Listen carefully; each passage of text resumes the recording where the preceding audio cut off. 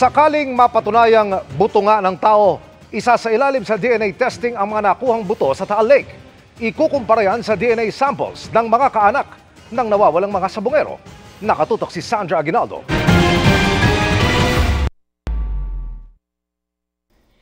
Ilang sako na ng mga buto ang naiahon mula sa Taal Lake sa bahagi ng Laurel, Batangas sa gitna ng isinasagawang search and retrieval operation para sa mga missing sabongeros.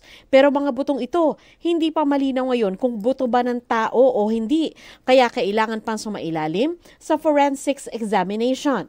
Ayon sa Department of Justice, kung lalabas sa eksaminasyon na buto ng tao ang nakuha sa Taal Lake, ikukumpara ang DNA nito sa mga DNA sample na sinimulan ng kunin mula sa mga kaanak ng missing sabongeros. This will be subjected to a DNA test. The DNA matching is actually underway. Kumbaga, ang gagawin po natin, kukunan natin ng DNA samples ang mga kamag-anak ng mga nawawala at imamatch ho natin yan sa mga DNA na makikita natin sa mga mahanap natin kung sakali. Kung hindi naman daw mag-match ang DNA, iimbestigahan pa rin kung panibagong kaso na ito ng pagpatay. Sabi rin ng DOJ, kukonsultahin nila ang forensic pathologist na si Dr. Raquel Fortun.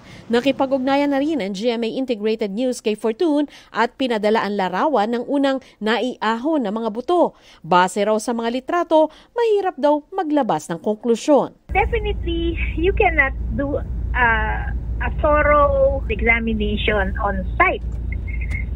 Dadalhin mo yan sa laboratory mo, most likely a morgue. Sa akin yan, pa-x-ray ko. To be sure. Kung mapapatunayang sa tao daw ang buto, sabi ni Fortun, isipin mo agad, hindi yan adult na siniksik sa sako kasi hindi kaya. So ano yan?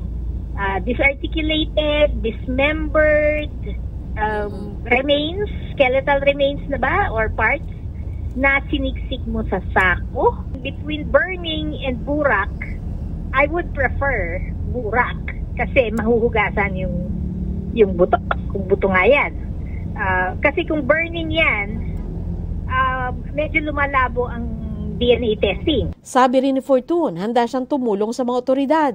May panawagan siya sa mga team na nagsasagawa ng retrieval operations. Sana raw ay maging maingat sila sa pagbubukas ng mga pinaglagyan sa mga buto. Ilatag mo yung body bag dun sa ground.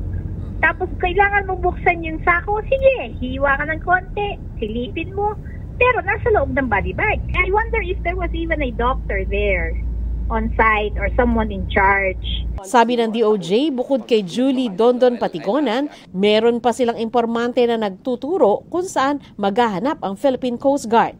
There are other locals that have given similar information. Dahil lumutang nga po itong si whistleblower, biglang nagsilabasan din dun sa local area. Merong minark ang Philippine Coast Guard na dalawang site, no, kung saan may nakapkapan na mga sako. Pinagtutulungan daw ng PNP, CIDG at NBI ang investigasyon. May prosecutor din sa lugar para sa mabilis at maingat na investigasyon.